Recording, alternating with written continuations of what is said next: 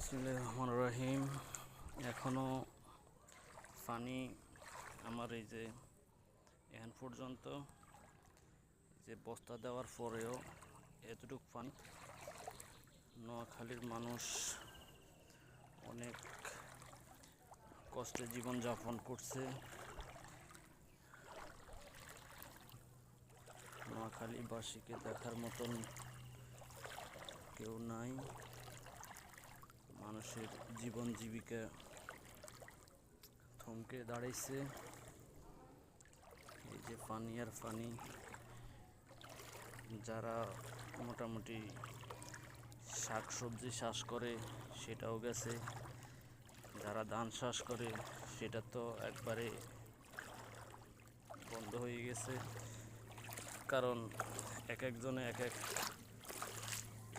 মন ধান কিনছে প্রায় 9 থেকে 10,000 টাকা দিয়ে। এই যে এখনও পাকা রাস্তার উপরেও পানি, এই যে পাকা রাস্তার উপরেও পানি। এই পানি নিষ্কাশনের ব্যবস্থা করা নামে যেই তামাশা আমাদের সাথে করেছে, নোয়াখালীবাসীর সাথে করেছে, রিক্সাওয়ালা দোকানের পানির পাইপ দিয়ে তামাশা। এটা হচ্ছে সুন্দরপুর ইউনিয়ন। এখনও এখানে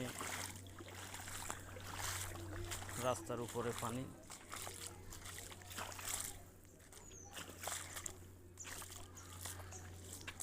মাদ্রাসার এখানেও পানি।